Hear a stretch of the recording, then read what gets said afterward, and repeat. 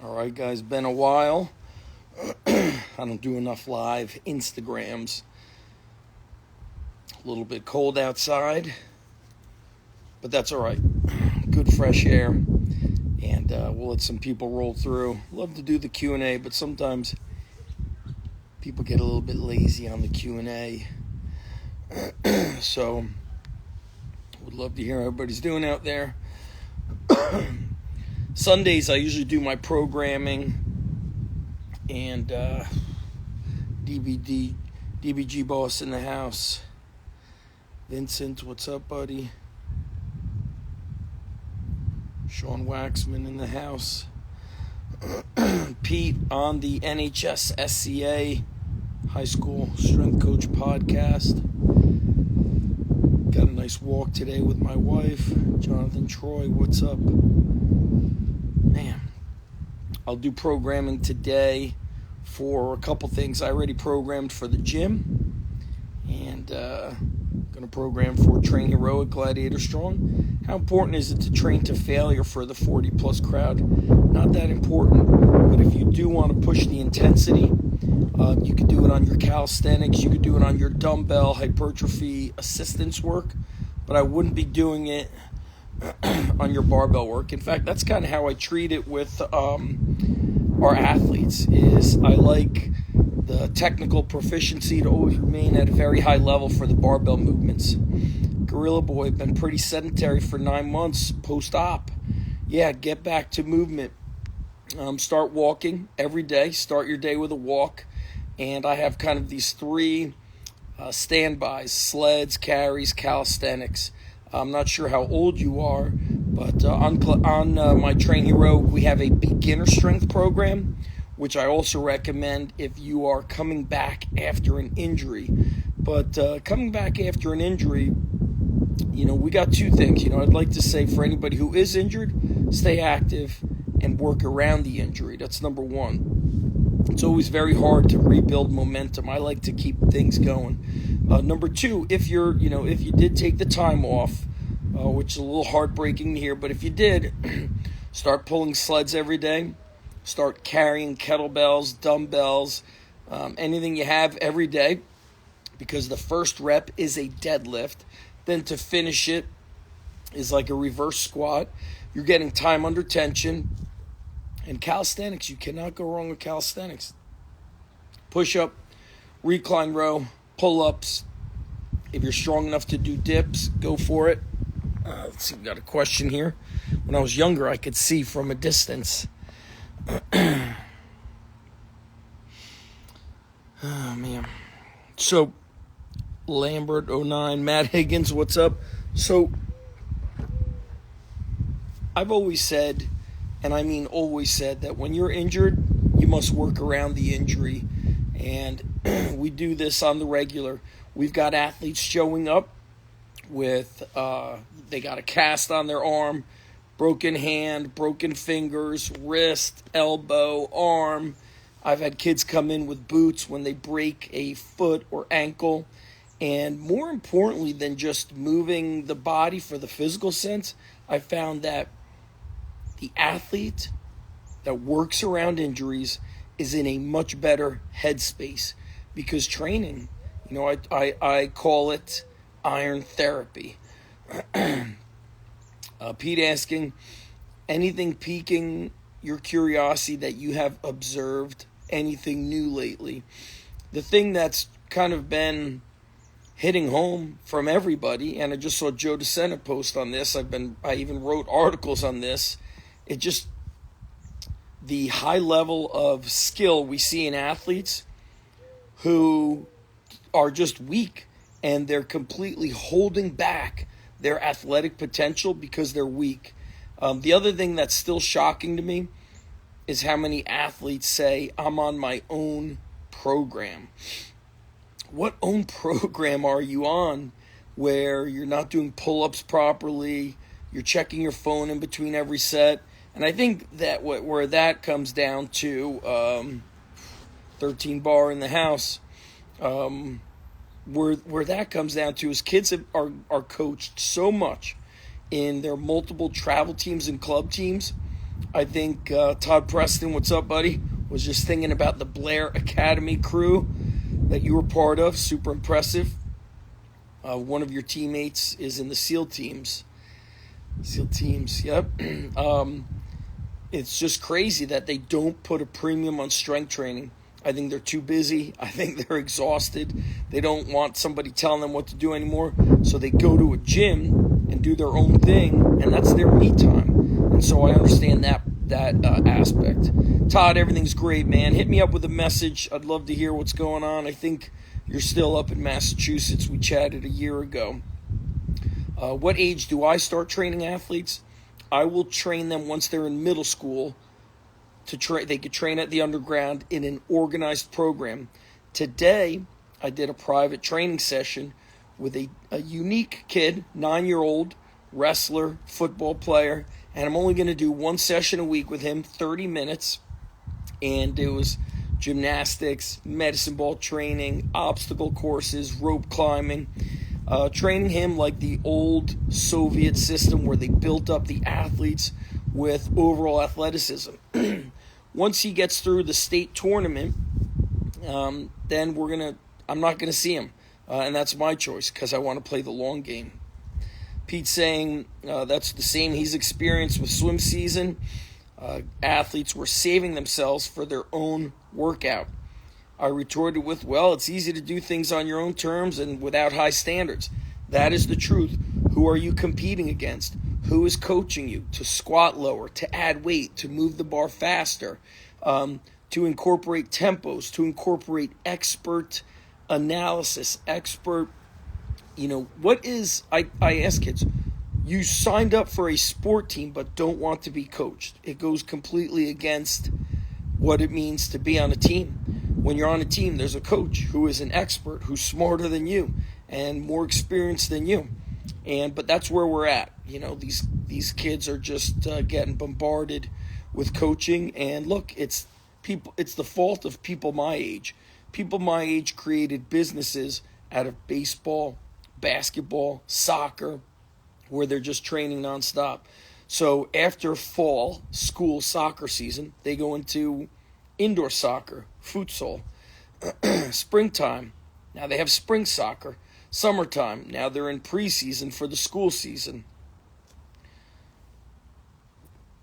Yep, my man at 13 bar. We see the same in the spec op world. They have free coaching and choose to do their own thing.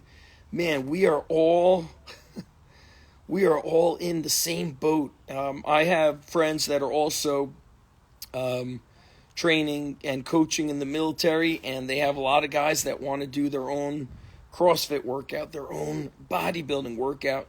I think people in general, if they want to be elite, that's really only the top 10%, maybe not even.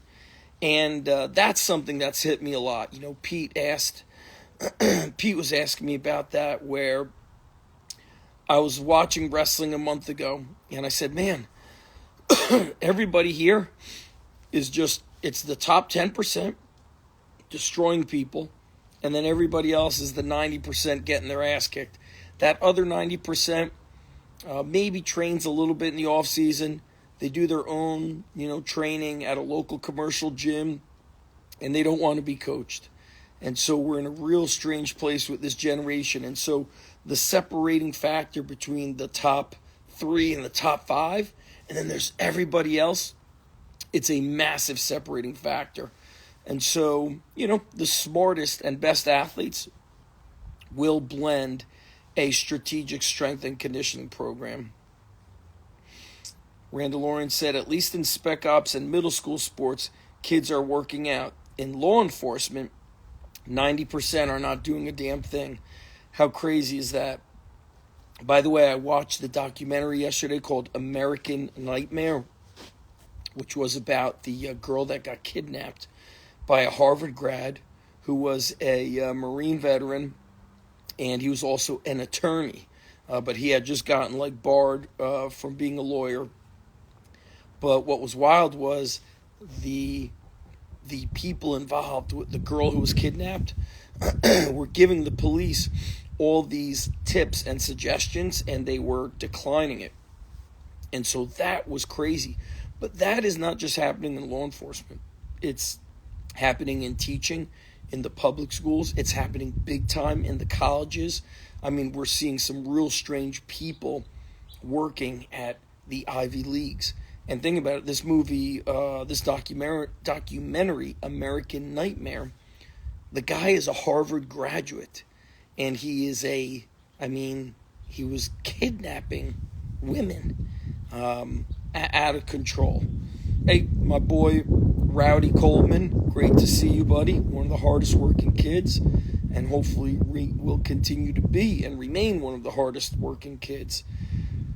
So, yeah, man, I'm always in shock with athletes who don't want to get coached. I see Mike Z. Wrights just hopped on, who is a business coach, and it reminds me that every time I got a business coach, which has been many, many times through the 20-plus years, my accountability goes up. I eliminate bullshit.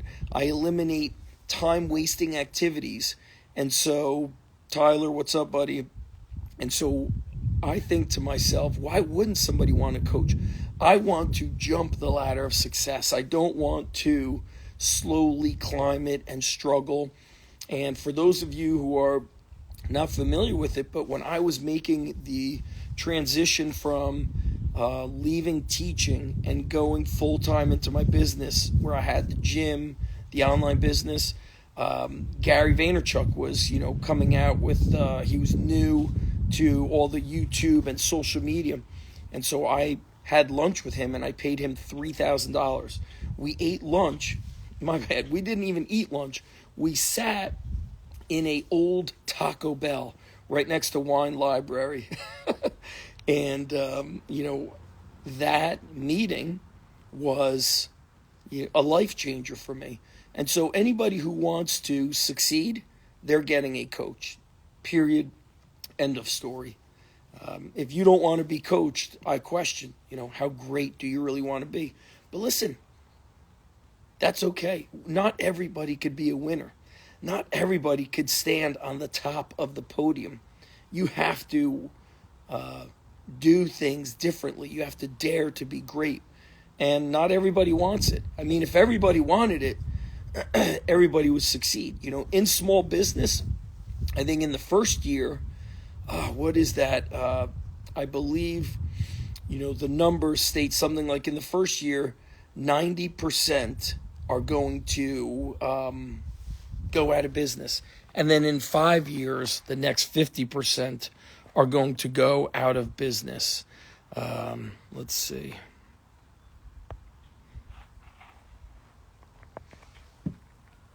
All right, guys.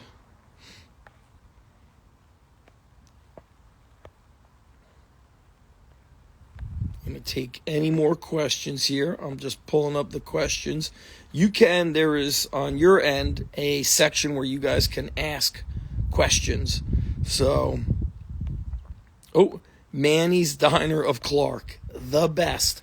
I have no clue how they're following me, but I go there quite often with my family. Love that place. I miss a good old Jersey diner up in North Jersey. Although in Manasquan, probably one of my favorite places is the Paramount Diner. So let's see if we could get one or two more questions. Michael, House of Pain, what's up? Strength Coach Hart, Ryan, good to see you, bud. Let's drop another question or two, team.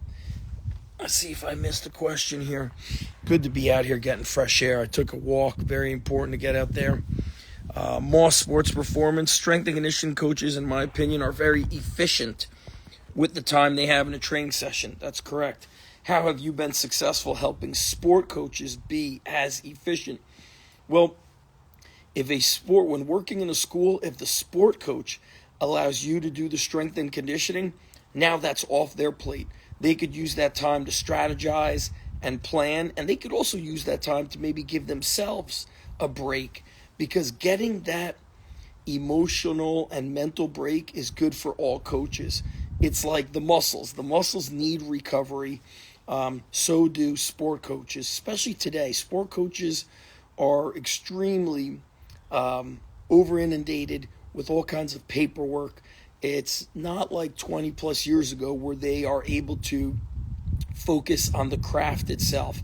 Now the sport coach is like an operations manager. The assistant coach tends to do most of the work. So sport coaches also, that's their expertise. It's very rare that the sport coach is a true expert in physical preparation. That being said, decades ago, the Eastern Europeans, their sport coach was also the strength coach. That does not happen anymore.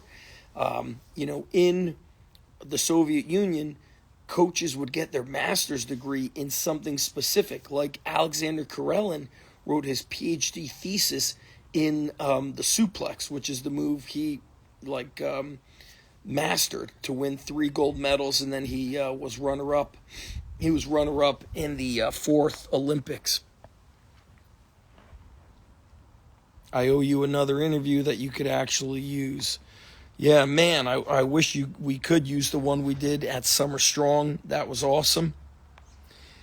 Man, I had one more thing that I was going to say on that, but of course, forgetting with the Soviet system.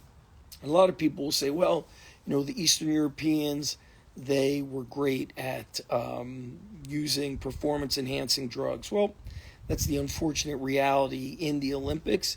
But I'll say this, what they remain unrivaled in is in their preparation and the system they incorporated with young athletes, meaning all young athletes went through general physical preparation, gymnastics, multiple sports, and then when they got into those pre-teen years or those teen years, then they took those athletes and put them into the sport or the 2 sports that they would excel in according to body type, personality type, genetics, and what they were best suited for. Whereas in America, we are extremely backwards with that.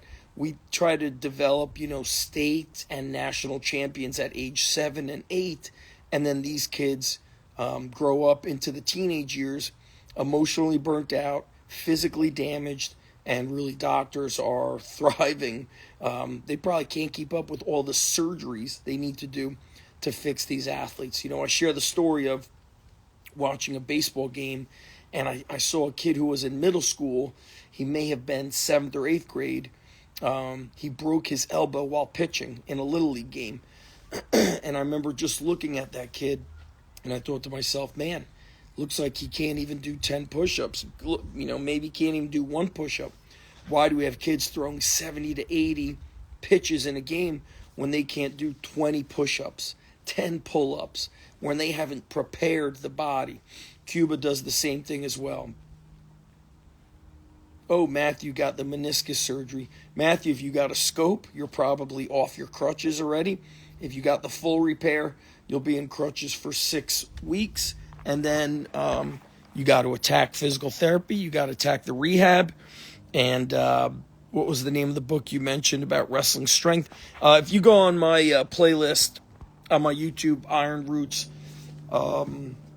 John Jesse, Wrestling, Encyclopedia of Physical Conditioning for Wrestling.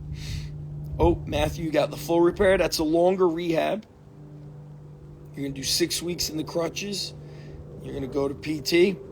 And when you're cleared, we will start doing sled drags, isometric holds. Julia Carson, what's up? Julia, one of our hardest working softball players, will come to the gym on a Friday and then afterwards go to her team training. And so her work ethic is extremely impressive. I sent out an email the other day. If you guys want to get on my newsletter, you go to zachstrength.com, or if you're here on Instagram, link in bio. My subject was 6-pack abs for what?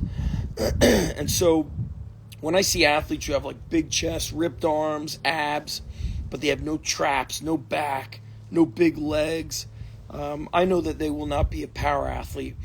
They are just bodybuilders, and those athletes don't perform at the highest levels. So, getting after it, if we train for performance, the physique comes. If you train for just physique, the performance minimally comes. Thank you, my bro. Rip to Carl Weathers, Apollo Creed, just amazing, absolutely amazing. I'm going to take one more question, guys. Shut it down for the rest of the day. This was a great Q&A. I'll leave it up on the Instagram. Let's see who's got one last question. It's nice out here. I might get the solo stove going later today. Let's see what questions we got. All right, team. Last question. Drop it. Whoever drops that question first, it's on. This was a good one.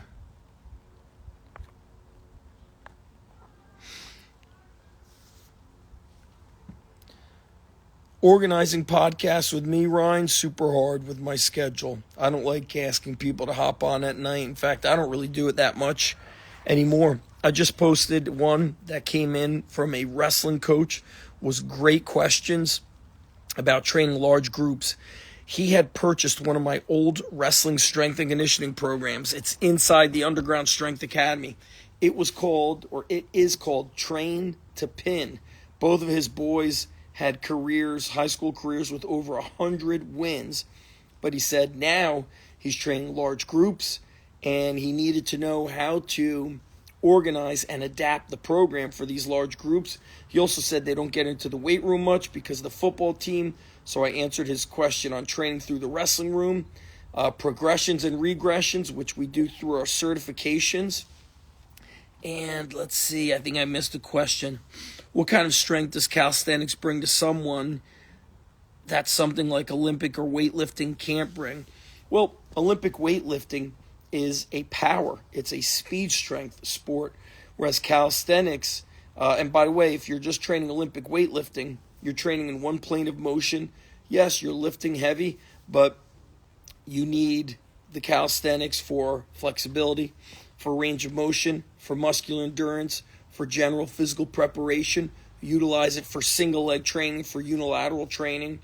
And it's not either or. It's doing both, all right? And I think that's the problem in the strength and conditioning industry is people want to make these blanket statements where I'm only training body weight, I'm only training kettlebells, because that's what helps divide people. That's what increases likes and views. Whereas I'm doing what's best for the kids. And so you'll see, I'm doing a live, you'll see the middle school athletes we train. If you look at a recent post, you'll see middle school athletes doing cleans. You'll see the speed and agility. You'll see kettlebells. You'll see, I call it the strength and conditioning umbrella. We do a lot of things. We do everything that works. We do what is best for the kids. Zach Conway, I've noticed I've been struggling with maintaining an active lifestyle and healthy weight. I want to understand better and work on improving. Can we discuss factors that, if people want private training, they could DM me. That being said, what is your environment like? What is the food that's in the house?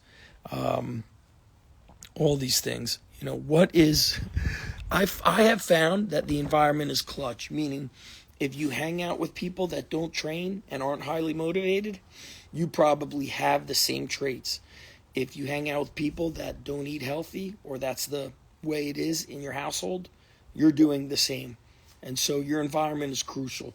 I took my son to the gym today, picked him up. So this morning, he had pancakes and bacon. What did he eat when he came home? 2 eggs over medium, toast with a little bit of butter and jelly on it. And my wife made him a turkey and avocado sandwich. So that's pretty good eating post-workout meal for a high school kid. So parents have to be supportive of their kids, and if not, the teenage kids have to take nutrition and training into their own hands. And if you're like, what do I do? How do I do it? Go to my website. Use the search button. Type in beginner workouts. Type in training around injury. Type in whatever you want to learn. And there are free videos, podcasts, and articles. 1,000 plus. All right, guys, have an awesome day. Enjoy the day. Get Burley in the house. See you guys. Had a great time. Thank you so much.